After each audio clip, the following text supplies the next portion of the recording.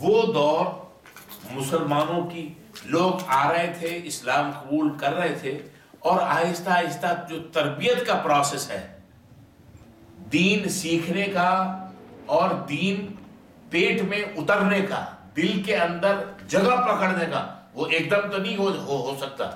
وہ ایک slow process ہے کہ آہستہ آہستہ دین پڑھ رہے ہیں، حضور سے دین سیکھ رہے ہیں، اور دل کے اندر ایمان اپنی جگہ بنا رہا ہے، پکڑ رہا ہے.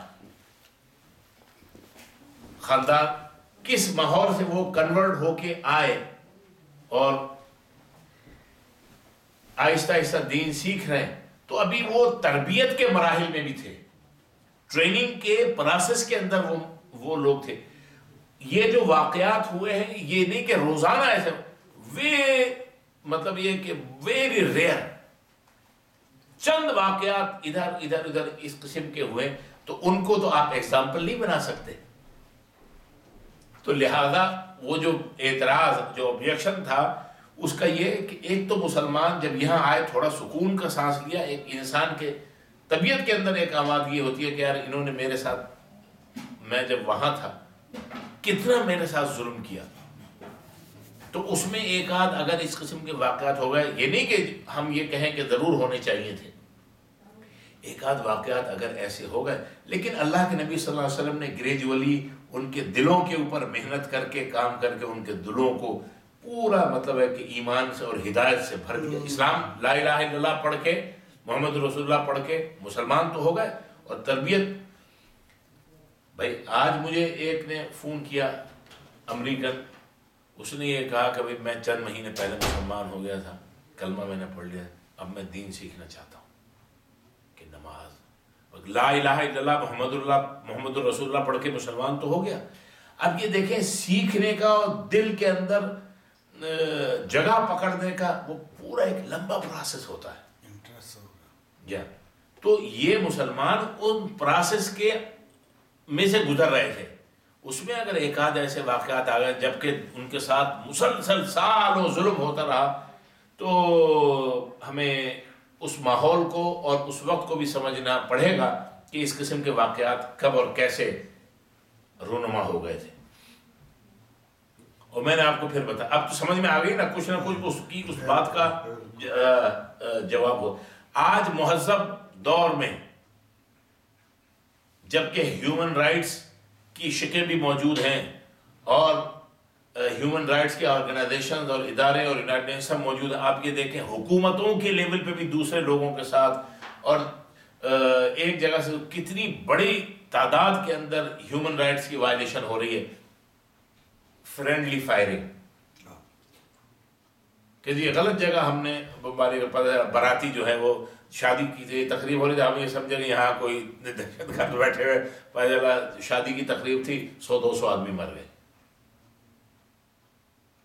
یعنی مہذب دور کے جدید ٹیکنالوجی کے ساتھ آپ یہ بات کرتے ہوئے شرمندگی محسوس نہیں کرتے، لیکن ان واقعات کو جو اکا دکا انڈیویجول ہوئے جبکہ وہ ایک ٹریننگ اور لرننگ کے پروسیس میں تھے اور اتنی پرسیکیوشن سے گزرے تھے، آپ وہاں پر جو اس کے اوپر اعتراض اٹھاتے ہیں اور کتابیں لکھتے ہیں،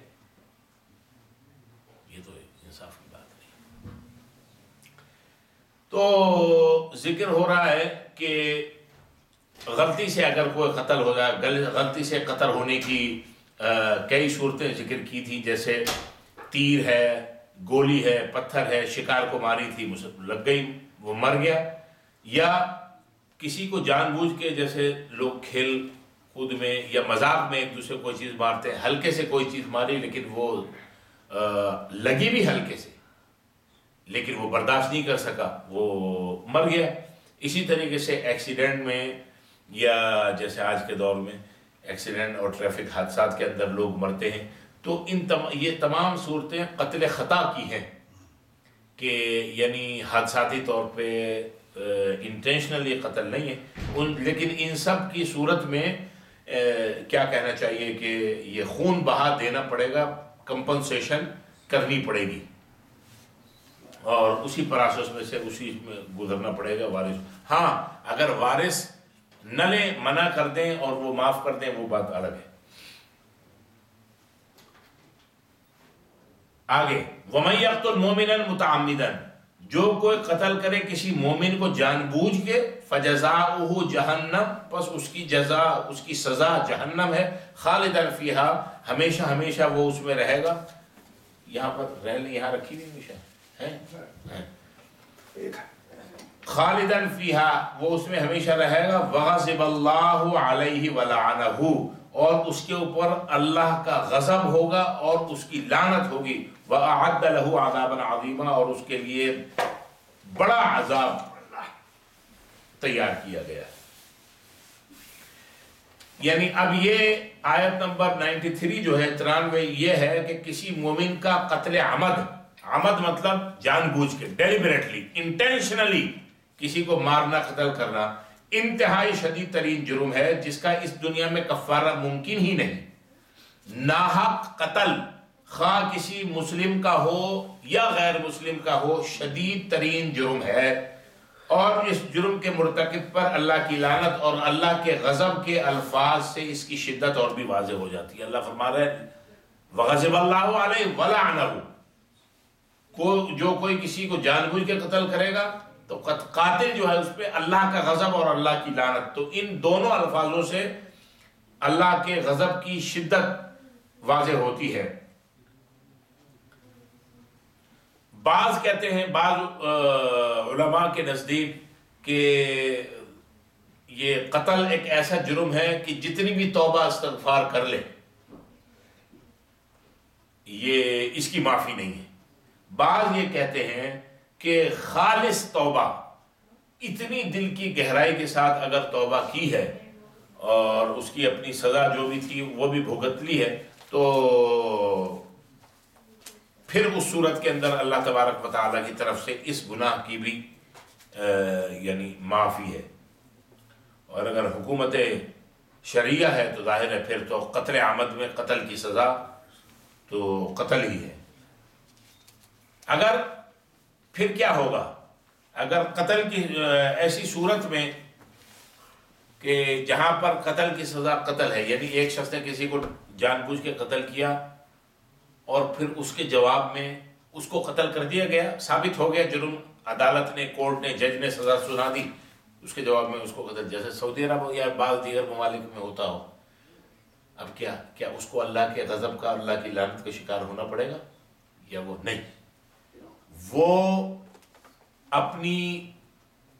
اپنے جرم کی پوری سزا یہاں پر پا چکا، اس کو اس کے اس جرم کی پوری سزا یہاں مل گئی. اب وہ اللہ تبارک و تعالیٰ کے یہاں اس کے ساتھ اس کے اوپر معاملہ نہیں ہوگا، بلکہ اگر وہ مومن ہے تو اس کے دیگر اعمال جو ہے وہ اسی کے حساب سے اللہ تبارک و تعالیٰ اس کے ساتھ معاملہ فرمائیں گے. صرف اس بنیاد پہ وہ جہنم نہیں جائے گا، کیونکہ اس کی وہ سزا جو اللہ نے مقرر کی تھی وہ سزا اس کو پوری مل گئی. بالکل اسی طرح جس طرح ایک خاتون کو اسٹون ٹو ڈیتھ کی سزا ہوئی تھی اور جب مارتے ہوئے پتھر سے خون کا چھینٹا ایک صحابی کے لگ گیا کپڑے پہ، بدن پہ، جب اڑا خون، تو انہوں نے ذرا اس کے متعلق کمنٹس کہے اور ذرا نفرت کا اظہار کیا. حضور علیہ الصلوۃ والسلام نے فرمایا نہیں، اس کا خون اب بالکل صحیح ہے. یہ خون اگر لوگوں کے اوپر ڈال دیا جائے تو لوگوں کے اوپر صالحیت آ جائے گی. او کما قال علیہ الصلوۃ والسلام، تمہیں اس سے نفرت، یہ اپنی سزا بھگت چکی ہے، اس کو سزا مل گئی ہے، لہذا اب آپ اس کے ساتھ نفرت کا اظہار نہیں کر سکتے. تو قتل جس طرح یہ بتایا گیا کہ یہاں تو مومن کا لفظ آیا، اور دوسری جگہ قرآن میں ارشاد ہے کہ من قتل نفسا بغیر نفس، علیکم السلام، او فساد فی الارض فکأنما قتل الناس جميعا ومن احیاها فکأنما احیا الناس جميعا. ایک فرد کا قتل پوری انسانیت کا قتل ہے، یعنی اس کی کمپنسیشن ہو ہی نہیں سکتی. اسی طرح ایک کی جان بچانا ایسا ہے کہ آپ نے پوری انسانیت کی جان بچا دی، پوری کائنات کے انسان جو ہے ان کی جان بچائی.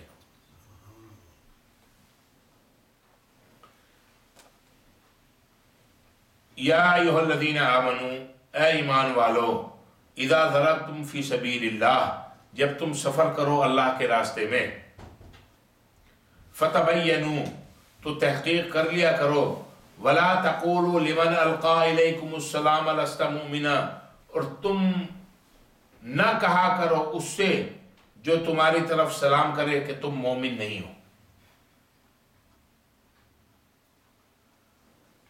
تبتغون عرض الحیات الدنیا، تم چاہتے ہو دنیا کی زندگی کا سامان، فعند اللہ مغانم کثیرہ، پس اللہ کے پاس بہت سے غنائم ہے، بہت مال ہے. کذالک کنتم من قبل، اسی طرح تم بھی تھے اس سے پہلے، فمن اللہ علیکم، پس اللہ نے تمہارے اوپر بڑا احسان کیا، فتبینوا، تو تحقیق کر لیا کرو، انویسٹیگیٹ کر لیا کرو. ان اللہ کان بما تعملون خبیرا، بے شک اللہ تعالیٰ باخبر ہے ان تمام کاموں سے وہ جو تم کر رہے ہو. اس کا بھی میں نے آپ سے ذکر کیا تھا. بعض صحابہ علاقے سے گزر رہے تھے کہ راستے میں ایک شخص کچھ بکریاں لیے ہوئے ملا جو ان کو چرا رہا تھا. مسلمانوں کو شکل و صورت سے مسلمان دیکھ کے اس نے کہا السلام علیکم. مسلمانوں نے یہ سمجھا کہ یہ بہانے باز ہے، اس کو مار ڈالا اور بکریاں مال غنیمت کے طور پہ لے کے نبی پاک صلی اللہ علیہ وسلم کی خدمت میں حاضر ہو گئے. قتل کیا تھا، مارا تھا اسامہ بن زید رضی اللہ تعالی عنہ نے، جن کو اللہ کے نبی صلی اللہ علیہ وسلم خود بہت پسند کرتے تھے اور بہت محبت تھی حضرت اسامہ سے بھی اور ان کے والد حضرت زید سے بھی. اور حضرت زید وہ صحابی ہیں، قرآن مجید پورے میں کسی صحابی کا نام نہیں آیا، نہ حسن حسین کا، نہ ابو بکر عمر عثمان علی کا، صرف حضرت زید کا، وہ صحابی ہیں. فلما قضا زید، سورہ احزاب میں آ جائے گا، جن کو حضور نے اپنا بیٹا بنا لیا تھا، زید بن محمد. پھر بعد میں کہا کہ متبنہ یعنی اڈاپٹڈ سن کی آپ اپنا نام نہیں دے سکتے. پھر انہوں نے یعنی تو اللہ نے اللہ کے نبی صلی اللہ علیہ وسلم نے حضرت اسامہ کے اوپر بڑی ناراضگی کا اظہار فرمایا تھا. وہی بات جو میں نے پہلے کی تھی کہ کیوں مار دیا اور کیوں قبضہ. اصل میں اس وقت ہوتا یہی تھا کہ مسلمان کافروں کے اور کافر مسلمانوں کی ایک دوسرے کی گھات لگائے بیٹھے رہے. کوئی کہیں ملے تو بس اس کے اوپر حملہ کرتے. ابھی یہ اس سے ریلیٹڈ ایک بات اور پہلے آئی تھی، اس کا میں تفصیل سے آپ کے آنے سے پہلے اس کو بیان کر چکا ہوں، اب دہرا نہیں رہا. کہ ایک اعتراض تھا کہ بھئی یہ کون سا اسلام سکھاتا ہے کہ دیکھو جو اس کو مار دو. بس اس کا میں نے ایک تفصیلی جواب دے دیا کہ اگر آپ غیر مسلم سوال کریں گے تو اس کا کیا جواب ہونا چاہیے. اس میں یہ بھی آیا تھا جو لوگ جا کے مار دیتے ہیں لوگوں کو کہ بھئی یہ اسرائیلی ہے، یہ ہے، وہ ہے، جس کو نہیں بالکل اس بنیاد پہ ابھی آ گئی ہے یہ بات کہ اس بنیاد پہ نہ کسی مسلمان کا قتل ہو سکتا ہے نہ کسی غیر مسلم کا. اگر مسلمانوں کے ساتھ کوئی کر رہا ہے تو وہ بھی زیادتی ہے، اور بلا کسی اس کے غیر مسلموں کے ساتھ بھی جو کر رہا ہے تو وہ بھی زیادتی ہے. یہ نہیں ہو کہ اس نے اگر کسی یہاں کے زید کے ساتھ زیادتی کی تو وہ بکر عمر کے ساتھ دوسری جگہ زیادتی کر دے. اس کی شریعت کے یہاں کوئی تصور ہی نہیں ہے. اسلام اس لیے انصاف پہ مبنی عدل والا معاشرہ چاہتا بھی ہے اور اسی کی امپلیمنٹیشن بھی کرنا چاہتا ہے. حضرت اسامہ رضی اللہ عنہ اس واقعے پہ اتنے نادم اور اتنے شرمندہ تھے کہ وہ اکثر کہا کرتے تھے اے کاش یہ کام میرے ہاتھ سے نہیں ہوا ہوتا، اے کاش میں اس واقعے، حالانکہ وہ جدی پشتی مسلمان مطلب ہے کہ ان کے ابا اسلام قبول کیے تھے، وہ تو مسلمان ہی پیدا ہوئے تھے.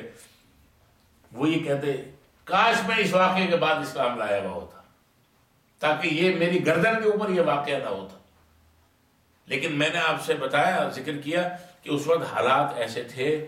اسی لیے آپ پہلے پڑھ کے آئے ہیں کہ اللہ نے مسلمانوں کو متنبع بھی کیا ہے اور وارننگ دی ہے کہ اکیلے نہ نکلو، جماعت بنا کے نکلو، جتھا لے کے نکلو، اسلحہ بھی تمہارے پاس ہونا چاہیے، کیونکہ حالات ایسے تھے. تو اگر آج بھی ایسے حالات ہوں تو اسی احتیاط کے ساتھ سفر کرنا چاہیے، نکلنا چاہیے. تو بس اسی حالات کے تحت یہ واقعہ ہو گیا، لیکن ظاہر ہے ان سے ہوا تھا. یہ مسلمان کی مومن کی شان ہے کہ وہ ساری عمر اپنی اس بات کے اوپر جو ہے وہ شرمندہ رہے. آگے چلتے. لا يستوي القاعدون من المؤمنين غير اولي الضرر والمجاهدون في سبيل الله باموالهم وانفسهم. لا يستوي القاعدون من المؤمنين، برابر نہیں ہیں مومنین میں سے بیٹھے رہنے والے، غیر اولی الضرر بغیر عذر والے، والمجاہدون فی سبیل اللہ باموالہم وانفسہم، اور اللہ کے راستے میں اپنے مالوں اور اپنی جانوں کے ساتھ جہاد کرنے والے. بھئی اللہ کے راستے میں وہ مومن جو جہاد اپنی جان اور مال کے ساتھ کر رہے ہیں، اور وہ مومن جن کے پاس کوئی عذر بھی نہیں ہے، کوئی ایکسکیوز نہیں ہے، وہ بیٹھے رہیں، تو اللہ تعالیٰ فرماتے ہیں کہ ان دونوں کے مرتبے برابر نہیں ہیں. فضل اللہ المجاہدین باموالہم وانفسہم علی القاعدین درجہ. فضل اللہ المجاہدین باموالہم وانفسہم، اللہ تعالیٰ نے فضیلت دی ہے ان مجاہدین کو جو اپنے وہ جہاد کرنے والے جو اپنے مالوں کے ساتھ اور اپنی جانوں کے ساتھ جہاد کرتے ہیں. کن پہ فضیلت دی ہے؟ علی القاعدین، بیٹھے رہنے والوں پر، درجہ درجے میں. اپنی جان اور مال کے ساتھ اللہ کے راستے میں اگر نوبت آ گئی تو جہاد کرنے والے جو ہیں وہ صاحب فضیلت ہیں بنسبت ان کے جو بیٹھے رہ جائیں. ظاہر درجات میں فضیلت میں جو آگے بڑھ گئے ان کا درجہ زیادہ ہے. وَكُلًّا وَعَدَ اللَّهُ الْحُسْنَى، ہر ایک کے لیے اللہ نے اچھا وعدہ کیا ہے. وعدہ ہر مومن کے ساتھ ہے، مومن کے ساتھ ہے. وَفَضَّلَ اللَّهُ الْمُجَاهِدِينَ عَلَى الْقَاعِدِينَ أَجْرًا عَظِيمًا، اور اللہ تعالیٰ نے فضیلت دی ہے جہاد کرنے والوں کو بیٹھے رہنے والوں پر اجر عظیم کے ساتھ. براء ابن عازب ایک صحابی ہیں رسول اللہ صلی اللہ علیہ وسلم کے، وہ فرماتے ہیں کہ جب یہ آیت نازل ہوئی تو رسول اللہ صلی اللہ علیہ وسلم نے زید ابن ثابت رضی اللہ عنہ کو بلوایا. زید ابن ثابت کاتب تھے وحی کے. حضور نے زید ابن ثابت کو بلوایا، انہوں نے یہ آیت لکھی. یہی آیت نمبر 95. اتنے میں حضور صلی اللہ علیہ وسلم یہ آیت لکھوا رہے تھے اور اپنی زبان سے حفظ کرنے کے بعد بول رہے تھے. زید ابن ثابت رضی اللہ عنہ یہ آیت لکھ رہے تھے. اتنے میں ابن ام مکتوم رضی اللہ عنہ جو نابینا صحابی تھے وہ آئے. انہوں نے یہ آیت سنی تو نبی علیہ الصلوۃ والسلام سے شکوہ کیا اور حضور علیہ الصلوۃ والسلام سے کہا کہ بھئی میں تو اندھا ہوں اللہ کی طرف سے، اس میں میرا کیا قصور؟ اگر میں اندھا نہیں ہوتا تو میں بیٹھا نہیں رہتا، میں ایکسپیڈیشن میں چلا گیا ہوتا. اللہ تبارک و تعالی نے جبریل علیہ الصلوۃ والسلام کو بھیجا اسی وقت اور فرمایا کہ ایک الفاظ لے جاؤ، غیر اولی الضرر. اس آیت کے اندر یہ الفاظ ڈال دو کہ جن کے پاس کوئی عذر ہے، کمزور ہیں، بیمار ہیں، اندھے ہیں، چل پھر نہیں سکتے، کوئی عذر ہے لیکن دل کے اندر ان کی تمنا ہے، اللہ تبارک و تعالیٰ ان کو اجر و ثواب وہی دیں گے. جبریل کو بھیجا اور کہا کہ غیر اولی الضرر کے الفاظ جو ہیں وہ ان کو اس آیت کے اندر شامل کر دیں. تو زید ابن ثابت رضی اللہ عنہ جو کاتب وحی ہیں، لکھنے والے ہیں، انہوں نے کہا میں نے ان الفاظ کو پچھلے الفاظ کے ساتھ ملا کر لکھ دیا، گویا یہی حکم تھا اس کے انداز سے. تو پتہ یہ ایک بات یہ بھی چلی کہ جب اللہ تبارک و تعالیٰ نے غیر اولی الضرر کے الفاظ نہیں بھیجے تھے، حکم یہی تھا کہ یہ آیت بغیر اسی کے لکھ دو. حضور علیہ الصلوۃ والسلام کو یہ حق نہیں تھا کہ عبداللہ ابن مکتوم جو ہیں یہ آ گئے ہیں اور یہ نابینا ہیں، چلو میں اللہ کے بہاف پہ اپنی اتھارٹی استعمال اور اختیار کرتے ہوئے کچھ الفاظ نہیں. اللہ نے پھر جبریل کو بھیجا اب اگر کوئی اعتراض یہ کرے کہ کیا اللہ کو یہ پتہ نہیں تھا کہ اندھے یا بیمار یا لولے لنگڑے، تو یہ اعتراض اللہ کے علم میں تو سب کچھ ہے. اللہ تبارک و تعالی بعض اوقات سرکمسٹینسز اور احوال دیکھتے ہوئے ضرورت کے مطابق، اور قرآن کے ریویلیشن میں یہ بات اس موقع پہ آپ ذہن میں رکھ لیں کہ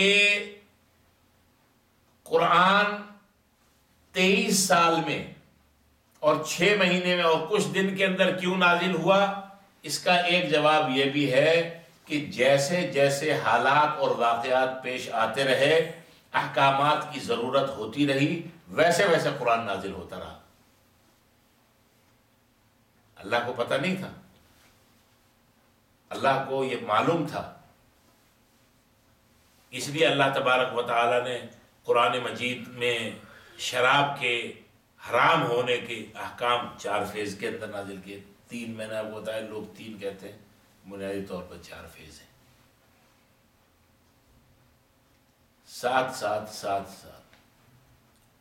تو اللہ چاہتے تو پہلے ہی جبریل کو کہتے کہ بھئی آنے والے ہیں عبداللہ ابن مکتوم حضور کے سامنے شکوہ کریں گے تو تم غیر اولو الضرر پہلے ہی لے جاؤ. اس سے ایک بات یہ بھی معلوم ہوتی ہے کہ اللہ تبارک و تعالی اپنے کلام کے اندر، کیونکہ یہ اختیار اسی کا ہے، کلام اسی کا ہے نا، اس کے اندر اللہ جب چاہیں جس جگہ چاہیں امینڈمنٹ فرما سکتے ہیں. جیسے اللہ نے غیر اولی ضرر کی فرمایا اب لے جاؤ، تو پتہ یہ چلا کہ اس کلام کے بعد کوئی مقدس صحیفہ نہیں ہو سکتا. کوئی یہ کہے یہ کانسٹیٹیوشن، کوئی کانسٹیٹیوشن وانسٹیٹیوشن نہیں ہوتا. کانسٹیٹیوشن تو یہ لکھیں گے، چاہیں بڑھائیں، آپ سے ان سے مشورہ کریں گے، ہاں بھائی یہ واقعہ تو حال کوئی پتہ یہ چلا کہ کسی مسجد کا، کسی ملک کا، کسی جگہ کا کانسٹیٹیوشن، رول اینڈ ریگولیشن حالات اور وقت کے مطابق تبدیل ہوتے رہیں گے. اور اس سے یہ پتہ چلتا ہے کہ جب چاہو جیسی ضرورت و احوال کے مطابق اس کے اندر آپ تبدیلی، اس کا کان مروڑ دو کانسٹیٹیوشن کا، یہاں سے کاٹو، کوئی نئے ڈال دو، کوئی نئے امینڈ، کوئی نیا کلاز. یہ بھی پتہ چل گیا. تو پتہ یہ چلا کہ وہ لوگ جو یہ کہتے تھے کانسٹیٹیوشن سے چلتا ہوں، وہ بھی کوئی کانسٹیٹیوشن سے چلنے والا نہیں. بھائی جب تک چلے، جہاں 15 سال پہلے کچھ اور صورتحال تھی، 15 سال کے بعد 1 2 3 4 5 6 7، 15 سال پہلے واحد کلام، ویکینڈ پہ اکیلے اذان، اکیلے نماز. اس وقت کے لحاظ سے صحیح تھا. اب تبدیل کر لو. کیوں جناب؟ بالکل گل سمجھ آئی؟ میں کون سے اسٹیشن سے بول رہا ہوں اب آپ سمجھ گئے. تو دوسرے اس میں یہ بھی نکتہ ہے کہ پریکٹیکل ایگزامپل جب سامنے آتی ہے تو اس کا اثر زیادہ ہوتا ہے. بالکل صحیح، بالکل یہ بات صحیح.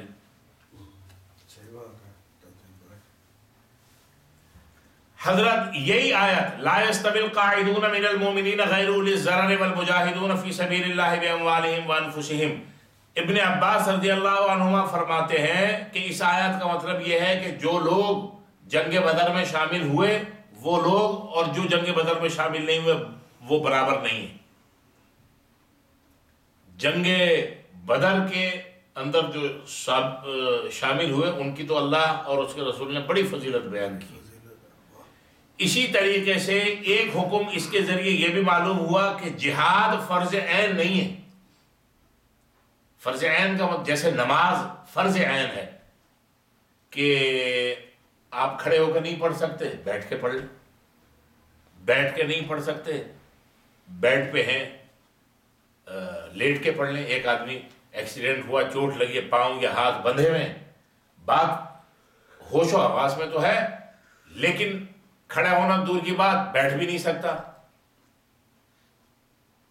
اب لیٹے سامنے بیٹھ کے ٹی وی لگا ہے، سارے جہان کے چینل بھی دیکھ رہا ہے، دوست احباب بھی آ رہے ہیں، ان کے ساتھ گپ شپ بھی لگا رہا ہے، تو بھائی چلو اشارے کے ساتھ نماز پڑھ لے، لیٹے ہاتھ گردن کے ہاتھ کے اشارے سے. کیوں؟ فرض عین ہے. کہ جب تک انسان اپنے حواس کے اندر ہے کسی بھی طریقے سے اس کو نماز کی ادائیگی، کیونکہ فرض عین ہے، لازمی امر. اور جہاد جو ہے یہ فرض عین نہیں ہے، اس کے پہلو کئی ہیں. ایک تو یہ کہ کسی بھی معاشرے کے اندر بوڑھے، لاچار، ناتواں، کمزور، بچے، عورتیں، یہ سب اور ضعفاء ایسے لوگ ہیں، ایسے طبقات کے لوگ ہیں کہ جو جہاد پہ جا ہی نہیں سکتے. اب بوڑھا کے اوپر جہاد نہیں ہے، لیکن یہ نہیں کہہ سکتے کہ نماز نہیں ہے. نماز فرض عین ہے. ہاں اگر نماز پڑھنے کی اس کو یعنی ہے ہی نہیں، میموری اس کی ختم ہو گئی ہے، بالکل بالکل ایسی کیفیت اگر ہو گئی تو اب تو وہ معذور ہو گیا. اللہ کے علم میں بھی ہے کہ جس کو یہ پتہ ہی نہیں کہ ہاتھ کہاں باندھوں اور کیا پڑھوں، یا اتنا بیمار ہے کہ بالکل بیڈ کے ساتھ لگا ہوا ہے، اس کو کچھ ہوش نہیں، بس خالی ڈرپ لگی ہوئی ہے، نہ زندوں میں ہے نہ مردوں میں. دفن نہیں ہوا ہے اس لیے زندوں میں، باقی ہے مردوں میں. مردہ بدست زندہ، وہ کیفیت ہے. تو یعنی اور بہت سے ایسے ہیں کہ جو جہاد میں پیچھے رہ جاتے، مثال کے طور پہ شرکت نہیں کر پاتے. عورتوں اور بچوں اور وہاں کے شہری اور علاقائی نظام کو چلانے کے لیے بھی تو لوگوں کی ضرورت ہوتی ہے. یا سب کے سب A to Z میدان فتح بارڈر پہ پہنچ گئے تو پتہ یہ چلا کہ جہاد فرض عین نہیں ہے. یہ جہاد کے نام پہ جو قوم کو اور دنیا کو، مسلمانوں کو بیوقوف بنایا جا رہا ہے، اس میں حقیقت کم ہے اور افسانہ اور اپنے مفادات زیادہ ہیں، سیاسی مفادات اس میں زیادہ ہیں. بھائی مجاہدین کو اگر کوئی ایسی صورتحال ہے جو لڑ رہے ہیں، ان کے لیے پیچھے سے کمک بھی تو پہنچائی جائے گی. اسلحہ ختم ہو جائے گا تو اسلحہ پہنچانے والے بھی تو کچھ ہونے چاہیے. یا وہ خالی ان کا کام ہے لڑنا، وہ گولیاں کھائیں، بھوک لگے تب بھی گولیاں کھائیں اور پیٹ میں بھی گولیاں کھائیں. پتہ یہ چلا کہ جہاد فرض عین نہیں ہے. کچھ لوگوں کی یہ ذمہ داری ضرور ہوتی ہے کہ وہ علاقے کو یا ملک کو کا دفاع کریں، اور یہ نہیں کہ پوری قوم، جیسا دنیا کے مختلف خطوں اور علاقوں میں ہو رہا ہے. درجات منہ ومغفرۃ ورحمہ، درجے ہیں اس کی طرف سے اور مغفرت اور اللہ کی رحمت. اور اللہ تبارک و تعالی وکان اللہ غفور الرحیم، اور اللہ تعالی مغفرت فرمانے والے اور رحم فرمانے والے ہیں. ان الذین توفاهم الملائکۃ ظالمی انفسهم قالوا فیم کنتم. ان الذین توفاهم الملائکۃ، بے شک وہ لوگ جن کی جان نکالتے ہیں فرشتے، ظالمی انفسہم، وہ ظلم کرتے تھے اپنی جانوں پر. قالو، تو فرشتے ان کو کہتے ہیں، فیما کنتم، تم کس حال میں تھے. قالو، انہوں نے کیا جواب دیا، کننا مستضعفین فی الارض، ہم زمین کے اندر بہت کمزور تھے. قالوا الم تکن ارض اللہ واسعۃ فتہاجروا فیہا، فرشتے پھر ان سے کہہ رہے الم تکن ارض اللہ واسعہ، کیا تمہارے لیے اللہ کی زمین وسیع نہیں تھی، فتہاجروا فیہا، تم اس میں ہجرت کر جاتے. فاولئک مأواہم جہنم، تو یہ ایسے لوگ ہیں جن کا ٹھکانہ جہنم ہے. وساعت مصیرہ، اور وہ بہت برا ٹھکانہ ہے. نبی پاک صلی اللہ علیہ وسلم نے فرمایا کہ بھئی ایک جگہ اگر کسی مسلمان کے اوپر اس لحاظ سے تنگ ہو جاتی ہے کہ وہاں پر وہ دین اسلام کی اور شاعر اسلام کی پوری پابندی نہیں کر سکتا، اس پہ پابندی ہے، تو اب ان مومنین کے لیے یہ ہے کہ وہ اس جگہ سے ہجرت کر جائے. نبی پاک صلی اللہ علیہ وسلم فرمایا جو شخص صرف دین کی خاطر ایک جگہ سے دوسری جگہ ہجرت کرے گا، چاہے وہ بالشت پر برابر بھی ہجرت کر لے تو جنت اس کے اوپر واجب ہو جاتی ہے. اور آخرت میں ایسے شخص کو حضرت ابراہیم علیہ الصلوۃ والسلام اور جناب محمد رسول اللہ صلی اللہ علیہ وسلم کی معیت اور ان کا ساتھ، ان کی سنگت نصیب ہو. جن حضرات نے بھی ایسے مواقع میں ہجرت کی تو ہجرت کرنے والے سارے لوگوں کو اللہ تبارک و تعالیٰ دینی اور دنیاوی ہر لحاظ سے سرفراز فرمایا. یہ جو منیر آخوند ہے، ان کے ابا کا نام ہے مولوی نیاز احمد، مولانا نیاز صاحب. یہ بنیادی طور پہ ہیں سینٹرل ایشیا کے، مشرقی ترکستان کے، یہ یہیں کے سینٹرل ایشیا کی جو ریاستیں ہیں ان میں سے کسی ریاست. یہ ہندوستان پڑھنے کے لیے گئے، واپس آئے تو وہاں کمیونسٹ راج تھا. ان کے ابا تو اس زمانے میں جب یہ پورا علاقہ ایک ہی تھا متحدہ ہندوستان، تو بھاول نگر ریلوے اسٹیشن کے پاس ان کے ابا نے سکونت اختیار کی اور وہاں پر مسجد اور مدرسہ بنایا، اور پنجاب میں وہ مدرسہ نامی گرامی مدرسوں میں شامل ہوا، اور بڑے انہوں نے عزت اور احترام ان کے ابا نے کمایا، اور ہزارہ ان کے شاگرد پاکستان ہندوستان میں ان کے ابا کے، اور خود بھی یہ سارے بھائی اپنی اپنی جگہوں پہ جہاں جہاں ہیں. تو اسی طریقے سے ایک یا دو یا تین حضرات کی مثال نہیں، اکثریت جنہوں نے دین کے لیے ایک جگہ سے دوسری جگہ ہجرت کری کہ ہمیں یہاں پر شاعر اسلام کی پابندی ہمارے اوپر لگائی جا رہی ہے کہ ہم نماز نہیں پڑھ سکتے، نماز کے اوپر پابندی لگائی جا رہی ہے. یہ تو میں نے ایک دو نام جو میرے ذہن میں ہیں. شیخ ناصر الدین البانی نام آپ نے سنا ہے، حکومت سعودیہ کے استاد، سارے سعودی عرب اور عرب ممالک کے شیخ الکل. اگرچہ ہمیں ناصر الدین البانی سے بڑا شدید اختلاف بھی ہے، لیکن جب البانیہ میں یہ کمیونسٹ راج آیا تو انہوں نے یہاں سے ہجرت کی، سیریا چلے گئے. سیریا سے احادیث پہ بہت بڑا کام ہے، بڑا ورک ہے. سارے سعودی عرب کے گرینڈ مفتی سے لے کے 99% سب انہی کے، آج کے ابھی کچھ عرصہ پہلے انتقال ہوا. اگر وہیں پر پڑے رہتے تو وہیں پر اپنی مدت پوری کر کے ختم ہو جاتا، لیکن وہاں سے نکلے تو اتنا اللہ تبارک و تعالیٰ نے عروج اتنا نام دیا کہ احادیث پہ بہت بڑا کنٹریبیوشن اور بڑا کام. اس قسم کے ایک دو نہیں، سینکڑوں ہزاروں نام ہیں. تو اللہ تبارک و تعالیٰ نے ہجرت کے اوپر بڑے فیصلے، ہجرت کرنا. اب امریکہ میں جن حضرات نے ہجرت کی ہے، کوئی یہ کہہ سکتا ہے کہ اس کے پاس پراسپیرٹی نہیں ہے؟ چھپا لے وہ الگ بات ہے، بعض اوقات چھپانے میں بھی فائدہ ہے، بعض اوقات بیان کرنے میں فائدہ ہے. تنظیم صاحب کی بات تو آصف طور بیان کر رہے، میں یہاں تو بیان نہیں کروں گا.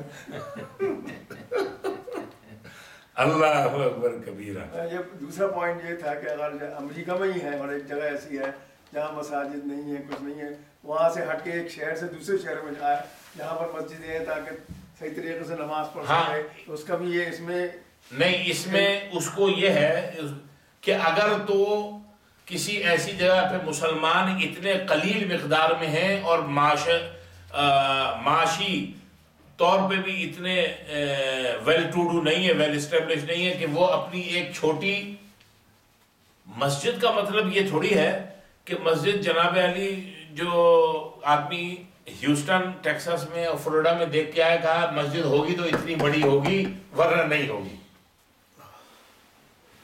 اس میں کیا کمی ہے؟ اگر وہاں پر کچھ فیملیز ایسی ہیں کچھ فیملیز ہیں اور وہاں پر وہ اسٹیبلش کر سکتی ہیں،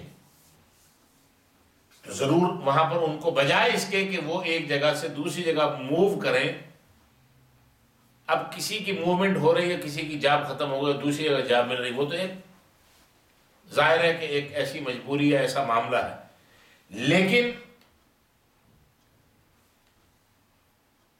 مجتمع کرنے کا، مسلم کمیونٹی کو مجتمع کرنے کا سب سے اہم ذریعہ، سب سے اہم چیز جو ہوتی ہے وہ مسجد ہوتی ہے۔ آپ یا میں اپنے گھر پہ چاہے کتنی سہولت کیوں نہ ہو،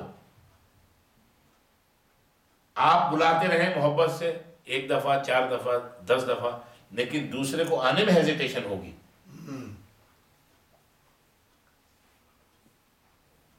آپ کا دل بھی اتنا بڑا اور وسیع نہیں ہے کہ آپ کہیں کہ بھئی میں اپنا فارغ کرتا ہوں، آپ یہاں پر، یہ تو انسان کا دل ہے، وہ وسیع کیسے ہو سکتا ہے؟ ٹھیک ہے، تو اس کے لیے ضروری یہ ہے کہ ایک ایسی جگہ ہونا چاہیے جس کو ہم مسجد کہہ سکیں، جہاں پر 5 وقت اللہ کی نام لینے کے تعلق سے، اللہ کے رسول کی یاد کے سلسلے میں، قرآن مجید کے ساتھ اپنے تعلق کے سلسلے میں ہر مسلمان، چاہے وہ امیر ہو یا غریب ہو، چھوٹا ہو یا بڑا ہو، پڑھا لکھا ہو یا کم پڑھا لکھا ہو، وہ فری، آپ جتنے یعنی دھڑلے سے اور سینہ تان کے یہاں داخل ہوتے ہیں وہاں داخل ہو سکتے ہیں؟ نہیں ہے یہ نا۔ اس کی وجہ یہ ہے کہ آپ کو یہ پتا ہے کہ میں اللہ کے گھر میں جا رہا ہوں، میں قرآن پڑھنے کے لیے جا رہا ہوں، قرآن سننے کے لیے جا رہا ہوں، میں نماز پڑھنے کے لیے جا رہا ہوں، میں اپنے مسلمان بھائیوں کے ساتھ کوئی بات کرنے کے لیے، یہ کنسپٹ آپ کے، تو آپ پھر اسی کانفیڈنس کے ساتھ آتے ہیں جو کہ آپ کسی دوسری جگہ پہ یا ایون کسی کلب یا کسی اور جگہ پہ بھی اس کانفیڈنس کے ساتھ، بے شک آپ اس کی 10,000 20,000 فیس بھی دیتے ہوں سالانہ، آپ نہیں جاتے۔ دیکھیں نا یہاں کوئی، آپ وہاں بھی ایک پروٹوکول کا خیال رکھتے ہیں نا کہ جی سوٹ یہ اور وہ، تنظیم صاحب جیکٹ میں آ گئے، میں قمیض شلوار میں ہوں، عوامی کرتے شلوار میں، صدیقی صاحب بھی کوئی پجامے میں چلا آ رہا ہے، کوئی پینٹ میں چلا آ رہا ہے، کوئی لنگی میں آ رہا ہے، تو اس کو یہ جس طرح اپنے گھر میں بالکل اللہ تعالیٰ کے گھر کو انسان مسلمان اپنا گھر سمجھتے ہوئے آزادی کے ساتھ اور اعتماد کے ساتھ انٹر ہوتا ہے، تو بجائے اس کے کہ وہاں سے موو ہو، تنظیم صاحب کی بات کہ اسی جگہ پہ یعنی اس کو اسٹیبلش کرنے کی ضرورت ہے۔ کہاں تک پہنچے؟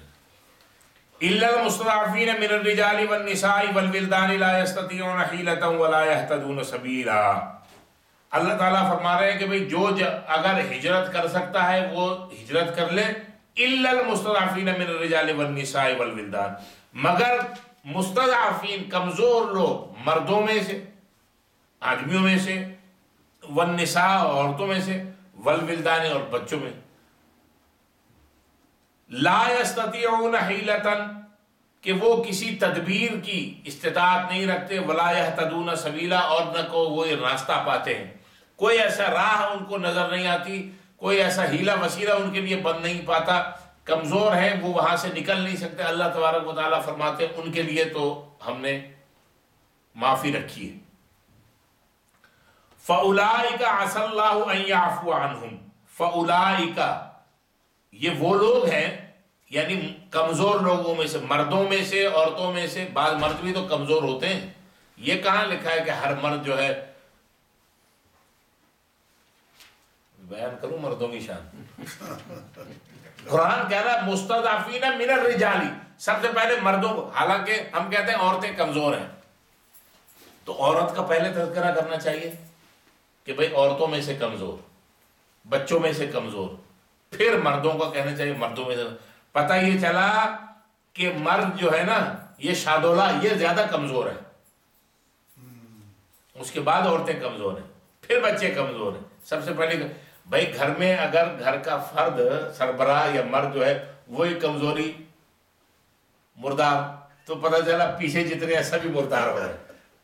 اور اگر گھر کا مرد یہ کہ ماشاءاللہ ہمت کرو، ہمت کو خود ہمت کر کے عورت کو آگے لگا دیا، پیچھے رہے، کچھ تو کرے۔ اتنا تو ہونا چاہیے نا اسٹریٹجی. بالکل. تو کمزور مردوں میں سے عورتوں میں سے جو تدبیر کوئی ہیلا نہیں پاتے راہ نہیں پاتے اللہ تعالیٰ فرماتے یہ وہ لوگ ہیں عسى اللہ عسى ہو سکتا ہے ان يعفو عنہم کہ اللہ ان کو معاف فرما دے. وکان اللہ عفوا غفورا بے شک اللہ تعالیٰ معاف فرمانے والا اور معاف فرمانے والا مغفرت فرمانے والا. اب یہ اللہ نے یہ کیا بات کی عسى اللہ ان يعفو عنہم امید ہے. عسا کا مطلب امید ہے. عسا ہو سکتا ہے کہ اللہ ان کو معاف کر دے. کیا مطلب ہو سکتا اس کا مطلب یہ ہوا ڈاؤٹ آ گیا نا کہ ہو سکتا ہے اللہ معاف نہ کرے. اس کا کیا جواب ہے؟ یہ کیا بات ہوئی کہ اللہ ہو سکتا ہے ان کو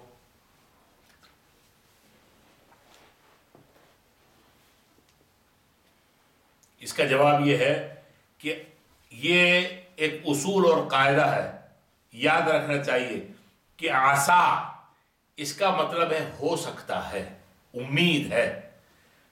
جب یہ عسا کا لفظ اللہ کے لیے آتا ہے تو عسا فی الکلام اللہ لتیقن اللہ تبارک و تعالیٰ کے لیے جب یہ لفظ اللہ کے کلام میں یعنی قرآن مجید میں جہاں بھی اللہ کے لیے عسا کا لفظ استعمال ہوگا تو یہ امکان کے لیے نہیں کہ مے بی ناٹ بلکہ وقوع کے لیے کہ یقیناً اللہ تبارک و تعالیٰ ان کو معاف کرے گا اور اللہ تعالیٰ معاف کرنے والا مغفرت فرمانے والا ہے.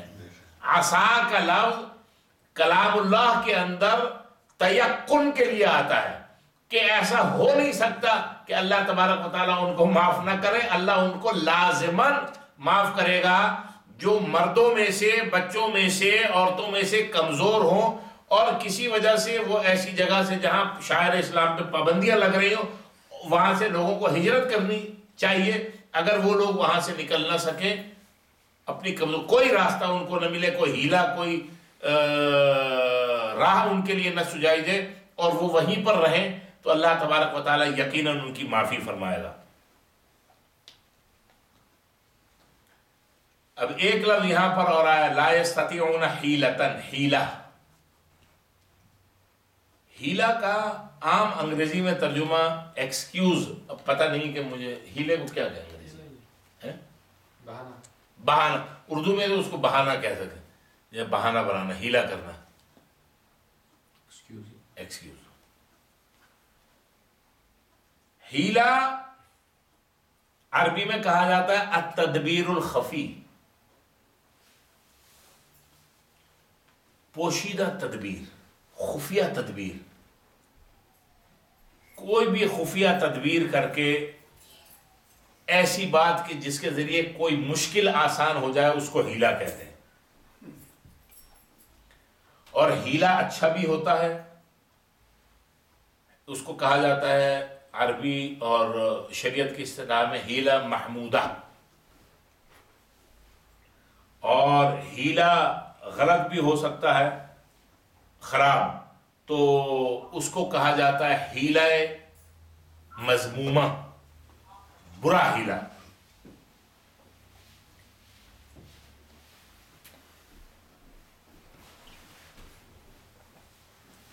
ہیلا مذمومہ کیا ہے؟ ہیلا مذمومہ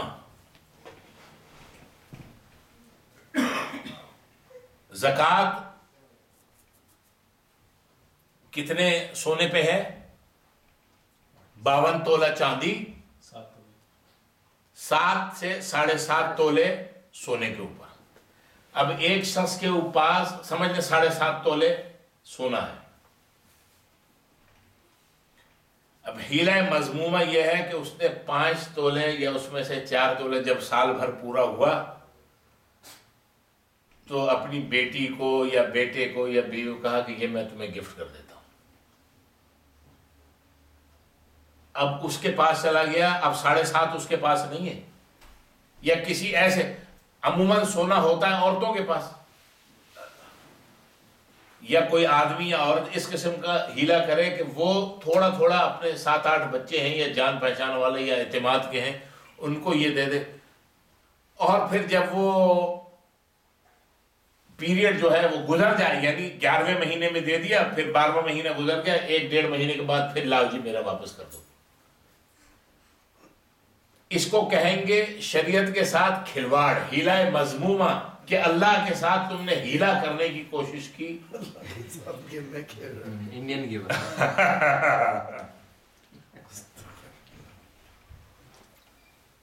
دے کر تو پھلے لے.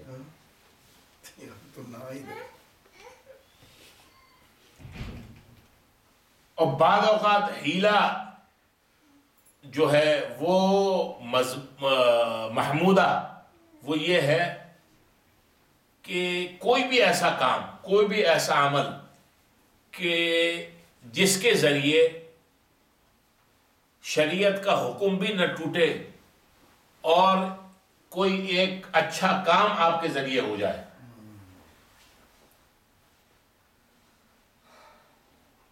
مثال کے طور پہ اگر 2 افراد، اس کو بھی اسی ہیلے میں شامل، کسی وجہ سے ان کی ناراضگی یا ناچاقی ہے، ایک تو صورت یہ ہے کہ ان کے درمیان اتنی آگ بھڑکائی جائے، اتنی آگ لگائی جائے کہ وہ کسی مرحلے پہ بھی قریب نہ آ سکے، جو کہ ہمارے یہاں کا ایک عمومی وتیرہ ہے، جس کو کہنا چاہیے دیسی کلچر،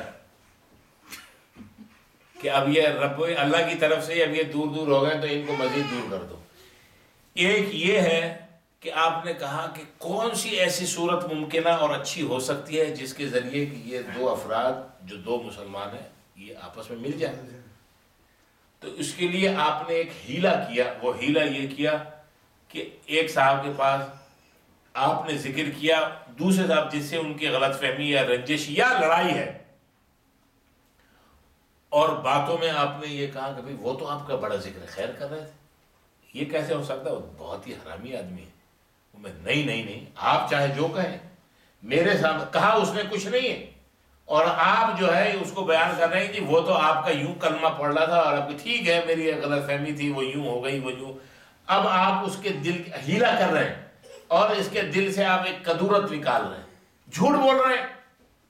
یہاں جھوٹ کا لفظ کے بجائے ہیلا آپ سمجھیں کہ ایک ان کو کسی طریقے سے قریب لانے یا ان کی رنجشیں دور کرنے کے لیے آپ ہیلا کر رہے ہیں. تو شریعت کہتی ہے کہ یہ ہیلا محمودہ ہے، اس کی اجازت ہے. میاں بیوی کے اندر مثال کے طور پہ ناراضگی ہو گئی اور نوبت ایسی آئی گئی کہ طلاق کے قریب یا وہ الگ الگ ہو گئے، تو ایک تو مذموم طریقہ یہ ہے کہ مزید آگ بھڑکا دی جائے کہ وہ ہمیشہ کے لیے الگ ہو جائیں، جو کہ مذموم طریقہ ہے، برا طریقہ ہے. دوسرا یہ کہ ہیلا ایسا کیا جائے ان کے گھر والوں کی طرف کہ جی وہ تو آپ کی بڑی تعریف کرے، کہ بھائی بڑی اچھی ہے، آج کل بڑی شدت سے یاد آ رہی ہے کیونکہ سردیاں آ گئی ہیں اور میں بادام اور پستے بہت کھا رہا ہوں. کوئی ایسی بات کر کے کہ دل کے اندر سے رنجش دور ہو جائے، غلط فہمی دور ہو جائے، یا کسی بھی طریقے سے آدمی ہو یا عورت وہ یہ سوچنے میں مجبور ہو جائے کہ یار کوئی ریکنسیلیشن کا باوقار طریقہ ہو سکتا ہے کہ ہم دونوں پھر یا تو اس میں وہ ہیلا، چاہے اس کے اندر جھوٹ بھی بولا جائے، اللہ شریعت کے نزدیک شریعت کہتی ہے کہ ایسا ہیلا محمودہ اچھا. وَمَن يُهَاجِرْ فِي سَبِيلِ اللَّهِ يَجِدْ فِي الْأَرْضِ مُرَاغَمًا كَثِيرًا وَسَعًا، اور وہ جو اللہ کے راستے میں ہجرت کرے وہ پائے گا اللہ کی زمین میں وافر جگہ اور کشادگی، وافر جگہ اور کشادگی.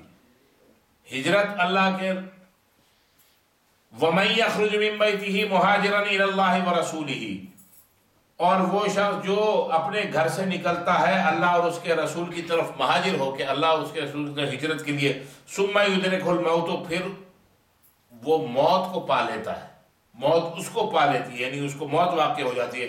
فقد وقع اجره على اللہ، پس واقع ہو گیا، ثابت ہو گیا اس کا اجر اللہ کے اوپر، اور اللہ تبارک و تعالی مغفرت کرنے والا، رحم کرنے والا ہے. اسی لیے وہ حضرات جو امریکہ یا امریکہ جیسے ملکوں میں رہتے ہیں، انگلینڈ ہو، آسٹریلیا ہو، یہ سارا یورپ ہو،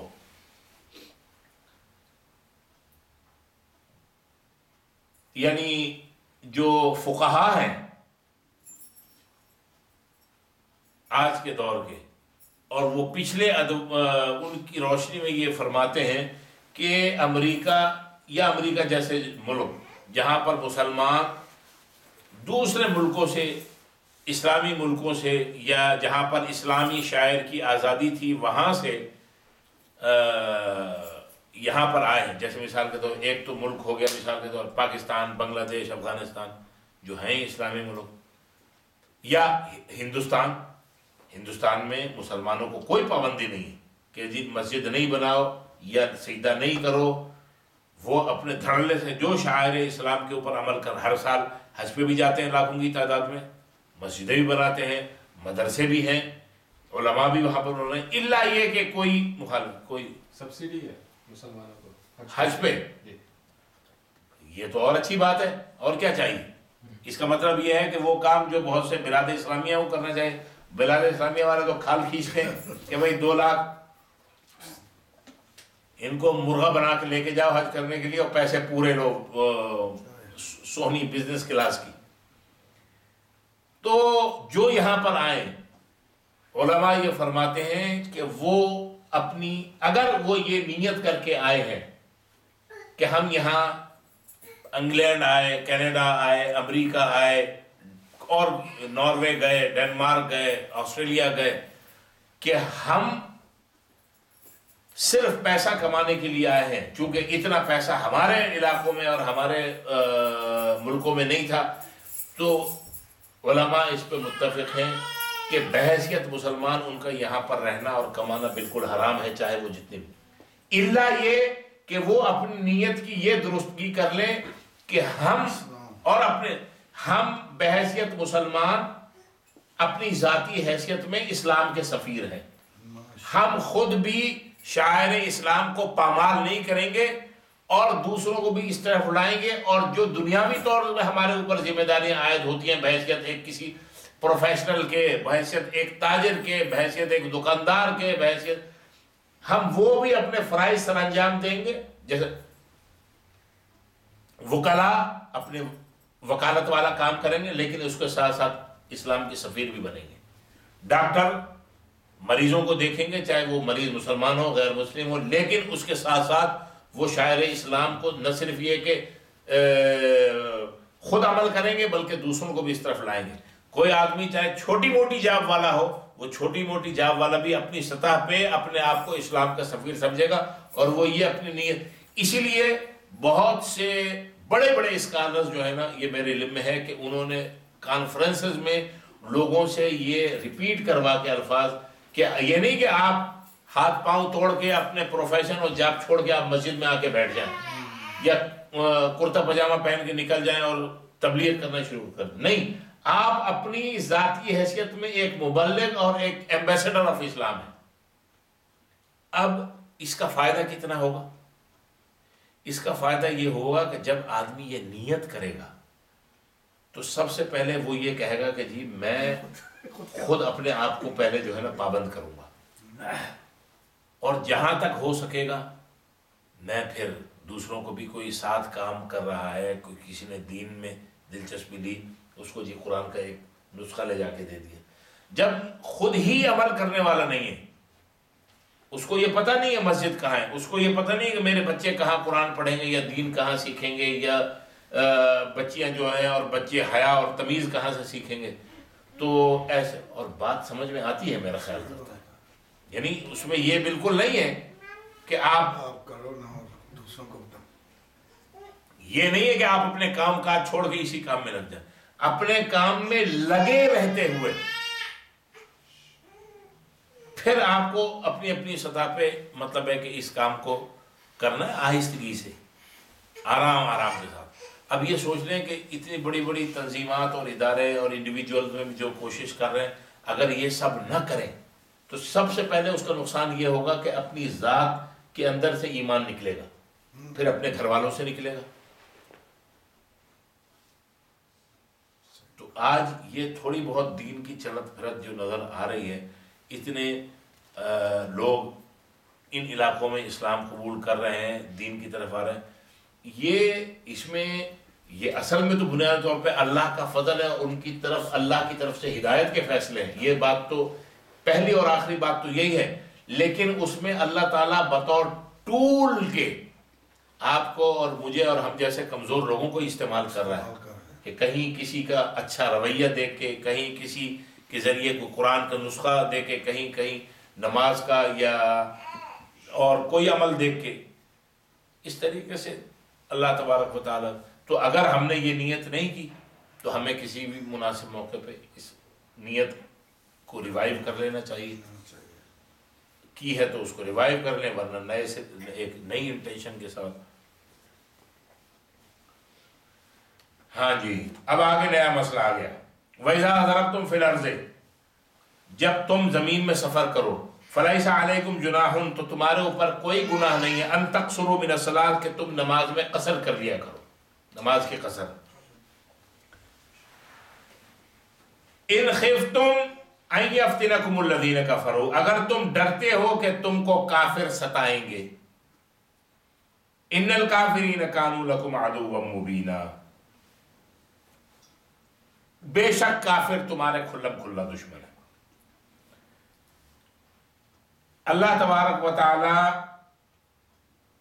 اس آیت کے اندر جو نمازیں ہم پڑھتے ہیں اس کا بیان فرما رہے ہیں کہ سفر میں اگر ہم ہوں، چاہے وہ سفر ہم اپنی کسی ضرورت کے تحت کر رہے ہوں یا سفر ہم کسی ایکسپیڈیشن پہ جا رہے ہوں، اس کے لیے وہ سفر ہو رہا ہو. شرعی مسافت کے مسئلے میں اختلاف کافی پایا جاتا ہے کہ شرعی مسافت ہے کتنی. اہل ظاہر وہ یہ کہتے ہیں کہ 3 میل کا سفر بھی سفر ہے، 6 میل کا سفر اس کو بھی وہ سفر شرعی بیان کرتے ہیں، 6 اور 8 میل کے سفر کو بھی وہ یہ کہتے ہیں کہ یہ شرعی سفر ہے. حالانکہ انسان اپنے گھر سے 6، 7، 8، 10 میل اپنی دفتر، اپنی فیکٹری، اپنی دکان پہ بھی سفر کرنے کے لیے عموماً روانہ ہوتا ہے اور جاتا ہے. اور بعض اوقات تو اپنی صحت کو برقرار رکھنے کے لیے 4-5 میل بھاگتا آتا جاتا ہے. تو اگر 4-6 میل دوڑ لگائے تو کیا وہ شرعی طور پہ مسافر ہو گیا؟ تو پتہ یہ چلا کہ جو ظواہر پرست جو ہیں ان کی یہ بات تو بالکل غلط ہے کہ اتنی قلیل مسافت کا سفر سفر شرعی نہیں ہو سکتا. اس لیے ہمیں کسی معقول مسافت کا تعین کرنا پڑے گا. امام شافعی کے نزدیک 48 میل سے کم امام شافعی فرماتے ہیں کہ وہ سفر شرعی ہے. حضرت عمر رضی اللہ تعالی عنہ نے اپنے دور میں 9 میل کی مسافت کو شرعی سفر قرار دیا تھا. 9 میل حضرت عمر رضی اللہ تعالیٰ عنہ. اور انہوں نے وہ اندازہ ایک عورت کی مسافت کے تحت کہ ایک عورت اگر سفر کرے پیدل تو وہ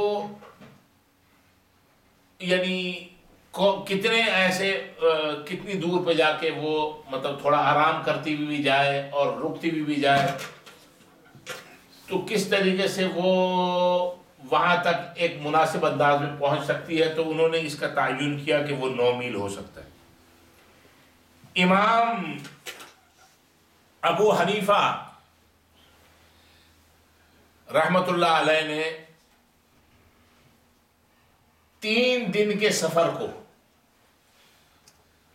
سفر شرعی 3 دن کا سفر کیسا 3 دن کا سفر نہیں 3 دن میں جتنا سفر کرے بلکہ 3 دن کے سفر اس انداز سے انہوں نے اس کا تخمینہ اس انداز سے لگایا کہ ایک شخص اگر پیدل چلے یا کسی سواری کے اوپر کسی جانور کے اوپر سوار ہو اور وہ اونٹ ہی ہو سکتا ہے. عموماً گھوڑے بہت زیادہ طویل سفر کے لیے استعمال نہیں ہو ایکسپیڈیشن میں استعمال ہوتے ہیں لیکن جہاں گھوڑے ساتھ ہوں وہاں بھی ساتھ میں اونٹ ہوتے ہیں. یہ ذہن میں رکھنا چاہیے. چاہے وہ اس زمانے کے ہوں، چاہے وہ لاہور سے دلی تک کا معاملہ ہو. گھوڑے کے ساتھ اونٹ لازمی ہے.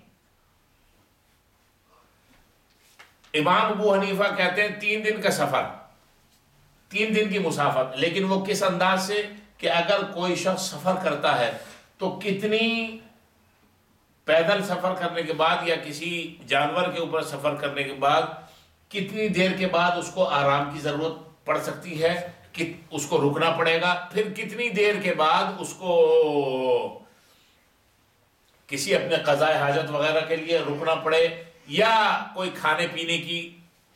تو انہوں نے اس چیز کا اندازہ یہ لگایا کہ ایک عام مناسب حالت میں ایک شخص دشوار گزار اگر راستہ ہو تو 12 سے 15 میل کر سکتا ہے. تو اس لحاظ سے اگر 12 بھی اگر لگائیں تو 48 میل یا 48 میل سے کچھ زیادہ 54 مائل یہ جو ہیں، لیکن آگے 48 میل کے اوپر ہی 48 سے بھی زیادہ ہو سکتے ہیں اگر 15 کے حساب سے لگائیں. لیکن حنفی ائمہ نے 12 کو ہی پکڑا ہے.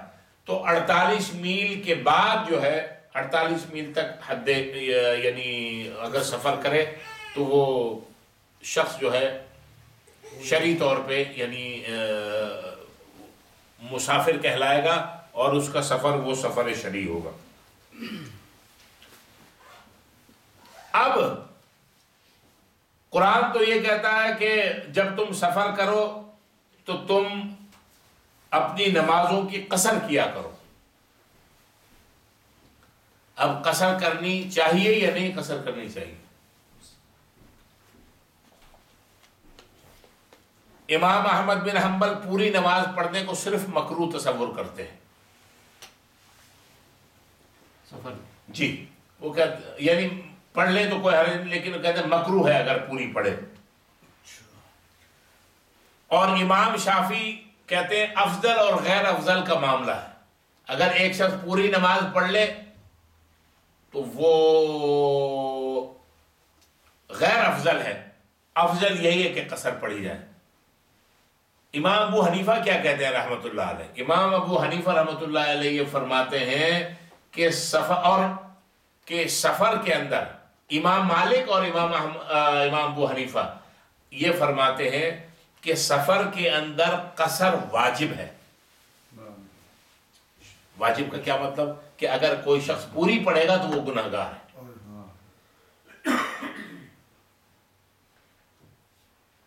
مغرب اور فجر کی 3 اور 2 اس کی تو آدھی ہو نہیں سکتی، کیونکہ ایک رکعت نماز کا بھی تصور ہے. وہ کہاں ہے وہ آگے آئے گا. جو لوگ کہتے ہیں نہیں ہے اسپیشل سرکمسٹنسز میں وہ آ جائے گی آگے آیت، پھر وہاں تفصیل سے بتا دیں. وہ حالات کبھی پیش آتے ہیں. امام ابو حنیفہ کے نزدیک قصر واجب ہے. اب قصر جو پڑھے تو قصر میں کیا صرف فرض پڑھے یا سنت اور نفل بھی پڑھنا چاہیے؟ اب یہ مسئلہ پیدا ہو گیا کہ قصر صرف 4 کی 2 پڑھ دی ہیں، فجر ظہر کی، عصر کی، عشاء کی، یا باقی اور جو نماز ہے جیسے عشاء، ابھی عشاء کا ٹائم آنے والا ہے، تو اگر ہم سب سفر میں ہوں تو ہم کیا کریں گے؟ ویسے تو عشاء کی 17 رکعتیں ہیں اور کم سے کم 9 ہیں، یعنی 4 فرض، 2 سنت اور 3 وتر. اب کیا کریں گے؟ اس میں یہ ایک سوال ہے، اس میں اس کا جواب یہ ہے کہ بہترین صورت تو یہی ہے کہ اگر آپ مسلسل سفر میں ہیں صرف قصر پڑھیں، فرض کی 2 پڑھیں بس. مثال کے طور پہ یہاں سے کینیڈا جا رہے ہیں تو اولا کیا ہے؟ سب سے بہترین راستے میں اگر نمازی آدمی ہے تو وہ ایسا جو آوارہ لفنگا ہے وہ تو میکڈونلڈ پہ بھی رکے گا، وہاں بھی منہ مارے گا، سب وے میں بھی منہ مارے گا، کافی کے ادھر بھی جو ہے وہ بھی بڑا اتنا بڑا اس کو چاہیے کب. لیکن جو اللہ کا بندہ ہے ہمبل وہ تو یہ کہے گا کہ مجھے اس کے ساتھ ساتھ فش برگر لے لوں گا لیکن اس سے پہلے میں سوچوں گا کس کونے میں کھڑے ہو کے نماز پڑھوں. اب وہ کیا کرے؟ ایسی صورتحال میں صرف اثر پڑھے، 4 رکعت پڑھے اور وتر واجب ہے، وتر 3 پڑھے اور نکل جائے. اب آپ کینیڈا پہنچ گئے، یہ بھی سفر میں. اب آپ کینیڈا میں پہنچ گئے اپنے سسرال شریف. کینیڈا میں آپ کا سسرال ہے، آپ پہنچ گئے وہاں خاطر ہو رہی ہے، لیکن آپ نے رہنا 1 ہفتہ ہے کیونکہ گھر میں اماں نے یہ کہلوا کے بھیجا ہے کہ نہیں سسرال میں زیادہ مال نہیں کھاتے ورنہ مار کھانی پڑتی ہے. کم سے کم رہو، مسافر کی طرح، مسافر شریف. 1 ہفتہ وہاں رہنا ہے. اب آپ وہاں لیکن سہولت آپ کو سب حاصل ہیں آپ مسافر. آپ جب یہاں سے جا رہے تھے اس وقت بھی آپ مسافر تھے، لیکن اس وقت آپ کے سفر کی نوعیت کچھ اور تھی. آپ اب وہاں پہنچ گئے، وہاں آپ کو الگ کمرہ مل گیا، وہاں سیوا کرنے والے 6-7 آپ کے مستنڈے سالے جو ہیں وہ موجود ہیں خدمت کے لیے. سالیاں پکا پکا کے کھلا رہی ہیں، ساتھ صاحبہ بھی آگے پیچھے پھر رہی ہیں. اب آپ ہیں سفر میں، لیکن اب آپ رحمت کی جگہ پہ پہنچ گئے تو وہ بھی سفر ہے لیکن وہاں پر آپ سنتیں ادا کر سکتے ہیں. سنت آدھی پوری، سنتیں پوری. پوری نماز یہی تو بات، ان مسائل کو اس انداز سے سمجھیں کہ وہاں پر بھی آپ سفر پہ ہیں لیکن سفر کی وہ نوعیت نہیں ہے جو آپ کے راستے کے اندر تھی. مثال کے طور پہ ہم 1 ہفتے کے لیے اپنے ملک جا رہے ہیں تو ایک ہمارا اسٹیشن ہے مثال کے طور پہ دبئی یا ابو دھابی یا ہیتھرو، وہاں پر 3 گھنٹے 5 گھنٹے 4 گھنٹے کے لیے رک رہے ہیں. ایک تو صورت یہ ہے کہ اگر دبئی ایئرپورٹ ہے وہاں مسجد ہے، آپ نے منہ دھویا اور مسجد میں سو گئے، لکھا ہوا بھی ہے کہ سونا نہیں ہے. لیکن وہاں پر اگر آپ اپنی قصر پڑھ رہے ہیں تو آپ صرف قصر پڑھیں اور پھر آرام فرمائیں. اب آپ پہنچ گئے اپنی جگہ پہ، گھر اپنے، وہاں پر بھی آپ مسافر ہیں لیکن وہ وہاں پر آپ ویسے نہیں لیٹیں گے یا آرام کریں گے جس طرح آپ ایئرپورٹ پہ آپ آرام کر رہے ہیں. تو وہاں پر آپ پڑھیں گے، امام صاحب مقامی امام کے پیچھے اگر نماز پڑھ رہے ہیں تو ظاہر آپ پوری پڑھیں گے، اور اگر آپ خود اپنی نماز پڑھ رہے ہیں تو آپ قصر کریں گے. اور سکون کی جگہ چونکہ آپ پہنچ گئے لیکن ہیں آپ سفر میں، حالت سفر میں، پوری پڑھیں، مطلب سنتیں ادا کر سکتے ہیں. نفل اور بیتے ہاں یہ بات یہ نور صاحب نے صحیح پوچھی کہ نفل کا کیا کہا. سنت کو تو آپ ذکر، نفل کو دیکھیے، نفل میں اگر آپ چاہیں پڑھ لیں، نفل کو نہ پڑھنے میں زیادہ ثواب ہے، چونکہ اللہ تعالی کی طرف سے یہ قصر نماز جو ہے نا، اس کو حضور علیہ الصلوۃ والسلام نے فرمایا یہ قصر مومن کے لیے اللہ کی طرف سے صدقہ ہے. جب آپ کسی کو صدقہ دیتے ہیں تو مستحق سمجھ کے، تو ظاہر آدمی، کوئی آدمی اپنے باپ کو صدقہ نہیں دے گا کیونکہ اس کو یہ پتا ہے کہ میرا باپ اس صدقے کا مستحق، وہ کسی مستحق کو یا غریب کو یا مستحق کو ڈھونڈے گا، اس کو دے گا اور وہ اس کو شکریہ کے ساتھ قبول کرے گا، اور کرنا چاہیے. بالکل اسی طریقے سے حضور نے فرمایا کہ یہ تمہارے لیے اللہ تبارک و تعالیٰ کی طرف سے صدقہ ہے. جب اللہ تعالیٰ ایک ہمیں چیز بطور صدقے کے عطا فرما رہے ہیں، اور صدقے کا ہر جگہ لفظ ترجمہ وہ نہیں ہوتا جس صدقے میں ہم لیتے. صدقے کا بعض اوقات ترجمہ مہر کے بھی آتا ہے، ڈوری، اور بعض اوقات صدقے کا ترجمہ گفٹ کے طور بھی آتا ہے. اگر ہم یہ اس کا ترجمہ یہ لیں کہ اللہ کی طرف سے گفٹ ہے، صدقہ ہے یعنی گفٹ ہے، تو اللہ ایک گفٹ عطا فرما رہے ہیں اور ہم یہ کہہ رہے ہیں کہ ہمیں اللہ تمہارے گفٹ کی ضرورت نہیں، ہم تو پوری پڑیں گے. تو جہاں اللہ کی طرف سے رعایت ہو تو ہمیں उस रियायत से फ़ायदा भी उठा लेना चाहिए। वितर पढ़ना है। हाँ, वितर पढ़ना है, बेहतर जरूर। वितर लाजमी है। मगर ये सफ़र की नौयत भी तो देखना, ये BMW और मर्सिडीज में बैठ के बटन दबाए इधर से उधर चले गए, और वो जो जब ये था कसर का वहाँ ऊँट और घोड़ों के, हाँ, ये भी मिसकंसेप्शन है। ये आपने बात सही की। बात ये है, हमने तो BMW में भी लोगों को जो है वो कराहते हुए देखा है, क्योंकि बैठा तो BMW में, लेकिन ये उसका घोड़ा काम नहीं कर रहा है, वो वहां भी तकलीफ में है। तो वो उस ज्यादा तकलीफ में है जितना वो जमाने में ऊंट में बैठ के तकलीफ में नहीं था। है लेटा तो है बिजनेस क्लास में, लेकिन औंधा लेटा हुआ है। जो हिस्सा नीचे आना चाहिए वो ऊपर है, जो ऊपर, क्योंकि वो तकलीफ में है, वहां पर आराम उसको नहीं है। तो पता ही चला, हुजूर ने फरमाया सफर क़िताअतुम मिनल अज़ाब, सफर जैसा भी हो, जितना आरामदेह हो, तकलीफ का एक हिस्सा है।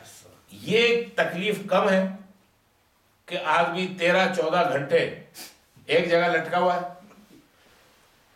और ये तकलीफ कम है कि 4 बाथरूम जो है वो 500 आदमी इस्तेमाल कर रहे हैं, और जैसे चाह रहे हैं इस्तेमाल कर रहे हैं। जब आप गए तो आपकी तबीयत खराब हो गई, आप बाहर वापस आए, और गर्द आप अपनी सीट पे अपने लिए बैठ रहे हैं और वो अंदर गैस बन रही है। ये कम तकलीफ है। घर में तो आप इधर उधर ढक करते फिरते हैं बाहर, वहां तो आप नहीं फारिग हो सकते। अच्छा, अगर हम लोग कहीं जा रहे हैं, हमको पता नहीं होता कितने माइल आगे है, 48 माइल से कम और ज्यादा, कैसे आप तब तो क्या करें? पैदल जा रहे हैं, गाड़ी में जा रहे हैं? गाड़ी में जा रहे हैं। नहीं, हम इधर से नहीं, गाड़ी में देख नहीं सकते किया। हैं। इधर से उधर कितना माइल हमको पता नहीं, तो वो गाड़ी में है, लेकिन भूल गया देखना। अच्छा, उसमें आपको ये है, हिसाब भी नहीं किया कब से चलो, शुरू किया। शुरू में भूल गया। शुरू में भूल ये गया, हम देखते हैं। 101 आयत तक हम ये खत्म कर रहे हैं इंशाल्लाह। ईद के बाद 101 आयत से शुरू। हाँ, ये अभी आपकी बात का जवाब वो ये है, एक रफली एक एस्टिमेट बंदा कर सकता है कि मिसाल के तौर पे जैसे यहाँ से हार्टफोर्ड जा रहे हैं, सपोज सारी दुनिया को कि पता है। कितनी देर यहाँ से ब्रॉन्क्स जा रहे हैं, तो वो कितनी ब्रॉन्क्स कितनी मील हो गए यहाँ से माइल? 25 तो इसको मुसाफिर नहीं, जैक्सन हाइट 50 अच्छा होता अच्छा नहीं नहीं अच्छा स्टेटन आइलैंड, स्टेटन आइलैंड, वो भी 30। इसका मतलब ये हुआ कि न्यूयॉर्क में अगर बहुत ज्यादा दूर तक नहीं जा रहे तो हम मुसाफिर की हाँ, उसमें नहीं आ रहे। एडिसन जा रहे हैं तो फिर मुश्किल है। नहीं, हाँ। आप ये आप आपकी सहूलत के हिसाब से बोल रहे हो, मतलब नहीं सहूलत। आप एडिसन जो है, अब देखा गया तो आप 1 घंटे के अंदर इंशाल्लाह पहुंच जाते हो आप, तो आप उसको आप घंटे की बात नहीं है, नहीं, घंटे की बात नहीं, यानी उसमें ये है कि माइल आपने जब 48 माइल कर लिया तो आप जो है अब कसर करें। यानी इसमें ये नहीं देखना है कि हमने हमारा ये सफर, मिसाल के तौर मैं आपको बताऊं, मैं जब कनाडा गया तो हम ऐसे लंबे रूट से गए थे कि 13 घंटे में पहुंचे, लेकिन मैं बिल्कुल नहीं थका। और ये बात नहीं, जब आतिश जवान था, आतिश अब भी जवान है। ये बात लेकिन और मुसलसल गाड़ी से नमाज वगैरह के लिए जहां पर भी रुके तो उसमें 1 घंटा या मैं थका या नहीं थका ये भी बात नहीं है। घंटे के बाद 48 माइल जो है वो हमारे लिए एक यानी शरई पैमाना है कि आपने 48 मील कर लिए अपने घर से निकल के, और आप यानी मुसाफिर शरई, वो आपकी सफर शरई आपका हो गया। और ये एक बात ये हुजूर ने फरमाया, जैसे अभी मैंने हदीस हुजूर की आपके सामने बयान की, अस्सफर क़िताअतुम मिनल अज़ाब, सफर जितना आरामदेह क्यों ना हो, सफर के अंदर कुछ ना कुछ तकलीफ, कुछ ना कुछ यानी हैसल और या थोड़ी बहुत पक्की बात है। परेशानी जरूर होती है। आप यानी कोई भी आरामदेह, जितने आरामदेह, अब ये देखिए ना, पहले के हिसाब से देखा गया बोले तो आप ऊंट पे जाते हो या घोड़े पे जाते हो, तकलीफ ज्यादा होती है, राइट? अभी के हिसाब से वो तो बताया आपको दिखते भी नहीं, आप चले जाओगे, जी जी जी पता ही नहीं चलेगा। या लेकिन मैं आपसे सिर्फ ये कह रहा हूँ कि अगर मक्के से निकल के, आबादी से निकल के, वो आज कितने पथरीले हैं, आप यानी 1432 साल पहले आप उसका तसव्वुर कर लें। और सबसे बड़ी बात यह है ना, हुजूर ने फरमाया, हुजूर की एक हदीस है, इन चीज़ों को हमें 2-3 हदीसों की रोशनी में अगर हम देखें तो हुजूर ने फरमाया कि एक चीज़ है रुखसत, एक चीज़ है अजीमत। अजीमत यह है सख्ती पे डट जाओ, रुखसत यह है कि नरम चीज़ इख्तियार कर लो। हुजूर ने फरमाया जब मेरे सामने 2 चॉइस होती हैं कि मैं रुखसत इख्तियार करूं या अजीमत इख्तियार करूं, तो हुजूर ने फरमाया मैं अजीमत छोड़ देता हूं और रुखसत यानी आराम वाली जो चीज़ है उसको मैं इख्तियार। हालांकि हुजूर अलैहिस्सलातु वस्सलाम तो अजीमत के पहाड़ थे, आपने फरमाया, और ये हमें सिखाया कि जहां 2 पहलू आपको इख्तियार करना है और शराब आपको इजाज़त दे रही हो, मिसाल के तौर पे भाई 1 से ज़्यादा शादी भी तो कर सकते हैं ना, शरीयत इजाज़त दे रही है। कितने इसमें हैं यहाँ पर हमारे, ये जुमे की कांग्रेगेशन में पूछ लूँगा कि कितने हैं 1 से ज़्यादा? एक भी नहीं है। क्यों? सहूलत एक में है, एक से ही पिटाई खाते रहें तो अच्छा है। ज़रूरत 2 के जूते खाए बंदा। बात समझ में आ रही है अनवर खान? नहीं अनवर खान बोल रहे हैं एक ही नहीं संभाला जाता। तो ये चीज़ है कि हमेशा ये, और फिर हमारा तो दीन जो है वो हमें ये सिखा रहा है कि समझना व अताना, कि हमने सुना और हमने मान ली, अमल कर लिया, इताअत कर ली, बात मान ली। सफ़र में नमाज बाकी वही टाइम पे होने का है या टाइम थोड़ा, क्योंकि एक बार 6 क्लास गया था, मगरिब के टाइम पे इशा कर दिया। अच्छा देखें, हाँ उसमें यह है कि मिसाल के तौर पे नमाज तो अपने वक्त पे अदा की जाएगी, ये भी जहन में रखना चाहिए, और नमाज गाड़ी में भी अदा नहीं होगी। ये जी हाँ, ये जो है ना ट्रेन में भी नहीं होगा, ये बिल्कुल गलत है।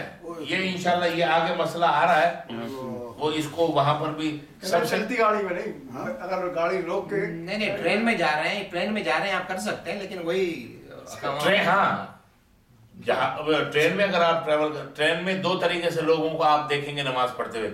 एक तो ये है कि जो है वहां पर उसने उसी तरफ अपनी सीट की तरफ रुख करके उसने नमाज पढ़ ली, ये बिल्कुल तरीका गलत है।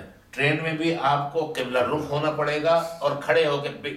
सबसे बड़ी बात यह है कि बिला हाजत, बिला जरूरत बैठ के नमाज नहीं होती, ये आप समझ लें। तो ट्रेन तो घूमता है, इधर इधर घूमता है, आप वो उसको ये भी तो हदीस है ना कि ज्यादा सवाल मत करो। उसमें यह है कि एक दफा यह है कि आपने देख लिया कि ट्रेन जब चलती है तो कोई ना कोई मस्जिद करीब में नजर आती है, आपने देख लिया कि मस्जिद, आप एक दफा उसी रुख पे खड़े हो जाएं, नमाज उसी रुख पे शुरू करें, लेकिन खड़े होकर। ट्रेन में खड़े होकर नमाज पढ़ी जा सकती है, बिला जरूरत बैठ के नमाज पढ़ने से नमाज नहीं होती। और जो कार में जो पढ़ते हैं किसी पार्किंग लॉट में, किबला पीछे है, कार का मुंह उस तरफ है। अच्छा, मैं एक बात ये कहता हूं कि चले कार भी किबला रुख की तरफ खड़ी कर ली, तो क़याम जो है, अच्छा तकबीर तहरीमा ये भी फ़र्ज है, वाजिब है, क़याम ये भी फ़र्ज है, फ़र्ज नमाजों के अंदर, ठीक है। अब जब गाड़ी की सीट पे आदमी बैठा हुआ या पीछे आके बैठ गया तो क़याम तो है ही। रुकू कैसे किया उसने, सीधा कैसे किया? सीधा तो करना है जमीन के ऊपर, वो स्टीयरिंग पे मुंह मार रहा है अपना। ये ना बेटा चला रहा है गाड़ी। और एक आप जो बोले नहीं, गाड़ी का जहां तक देखिए, हुजूर अलैहिस्सलातु वस्सलाम ने सिर्फ एक मर्तबा आपने ऊंट के ऊपर नमाज पढ़ी है, और वो भी मसला था, मामला था, एक एक्सपीडिशन थी, खतरा था उतरने में और उतर के दोबारा सवार होने में। صرف ایک واقعہ، جس طرح حضور علیہ الصلوۃ والسلام کی زندگی میں ایک دفعہ ایک واقعہ ملتا ہے کہ آپ نے پیشاب کھڑے ہو کے فرمایا، اس کی ایک، حالانکہ اس کی ممانعت ہے، تو ایک دفعہ یہ جو جتنے بھی کھڑے ہو کے پیشاب کر رہے ہیں آتے ہیں ایک ٹانگ ادھر ایک ٹانگ ادھر، تو کیا یہ اس سنت میں کر رہے ہیں جو گاڑی کے اندر نماز پڑھتے کہ جی حضور نے پڑھی تھی، ایک دفعہ پڑھی تھی، تو پھر کھڑے ہو کے پیشاب اسی سنت میں کوئی بھی نہیں کہہ سکتا. کوئی نہیں کہہ سکتا. تو یہ بڑا مسکنسیپشن ہے. یہ ہمارے عرب برادرز جو ہیں ان کے پیچھے لگ لگ کے ہم لوگ دیسی جو ہے نا، پاکستان کے، ہندوستان کے، بنگلہ دیش کے، ان اپنی عقل تو اختیار کریں گے نہیں، کورس پڑھیں گے نہیں اور بات مانیں گے نہیں. ان کی بات مانیں گے جی. وہ جو ہے نا، وہ شبلی صاحب کہہ رہے تھے کہ غصے میں طلاق نہیں ہوتی. وہ شبلی صاحب فرما رہے تھے کہ بھائی گاڑی چلاتے رہو اور نماز پڑھتے رہو. یہ کیسی نماز ہے؟ بریک مارو اسٹیئرنگ سجدہ ہو جاتا ہے. سہولت پہ جاتے ہیں. تو یہ چیز غلط ہے. تو سب جو نماز اور کمبائن کر کے پڑھتے ہیں نہیں دیکھیں، نماز کمبائن 6 فلیگ پہ نہیں ہو سکتی کہ میں 6 فلیگ کے لیے نکل رہا ہوں تو میں یہاں سے جو ہے نا 3 نمازیں پڑھ گا، یا میں فلم دیکھنے جا رہا ہوں تو پتہ ہی چلا کہ میں یہ کہوں کہ کون نکلے گا، اب چلو مغرب عشاء ساتھ نکل. ہاں نہیں، اس میں یہ ہے کہ ویلڈ شرعی ایمرجنسی. اسلام کہیں آپ کو یہ نہیں کہتا کہ کچھ بھی ہو. آپ مثال کے طور پہ مغرب کی نماز کے لیے آئے، آپ نے دیکھا کہ برف باری ہلکی ہے اور شروع ہونے والی ہے، یا طوفان آنے والا ہے، شریعت یا کوئی اور ایسے معاملہ جو بھی ہو سکتا ہے، شریعت یہ کہتی ہے آپ 2 منٹ توقف کر کے آپ نماز پڑھ لیں عشاء کی، اور پھر اب عشاء کے لیے نہ آئیں. حضور نے فرمایا، صحابہ جانے لگے، آپ نے فرمایا بارش ہوئی ہے اور تم نے سجدہ کیا ہے، اور یہ مسجد نبوی جو ہے اس کی کیچڑ جو ہے نا وہ اور متھے پہ اور چہرے پہ لگ گئی، نماز عشاء کی پڑھ لو اور عشاء کے لیے کوئی اپنے گھر نہ آئے. یہ تو ہے. لیکن یعنی اور زبردست مسئلہ بتا دیا. ہاں کیونکہ آپ بھی تو نمازیں پڑھا سکتے ہو. برف باری ہو رہی ہے، مغرب میں لوگ آئے ہیں. نہیں تو ہم نے تو پڑھائی ہی یہاں، ہم کب اس سے باہر ہیں. بالکل بالکل ہم نے تو یہاں پڑھائی ہے جب. لیکن یہ نہیں کہ رم جم پڑھے فوار اسی میں پڑھا دوں 2 نماز، وہ نہیں، اس میں نہیں ہے. ہاں کوئی ایسے آپ دیکھیں کہ برف باری تیز ہو رہی ہے، یا بارش شدید ہے، یا ایسے مطلب طوفانی ہوائیں چل رہی ہیں کہ خدا نہ خواستہ کوئی نقصان پہنچنے کا، ایکسیڈنٹ کا، اس کا اندیشہ ہو، یہ سب چیزیں. بلکہ کیوں نہیں، ہم نے تو یہاں مغرب کی 2 3 4 ایسے موقع آئے کہ جس میں، اور شباز صاحب کو کہا تھا آپ نہیں آنا، وہ عشاء میں آ گئے، بڑی مشکل سے پہنچے گھر.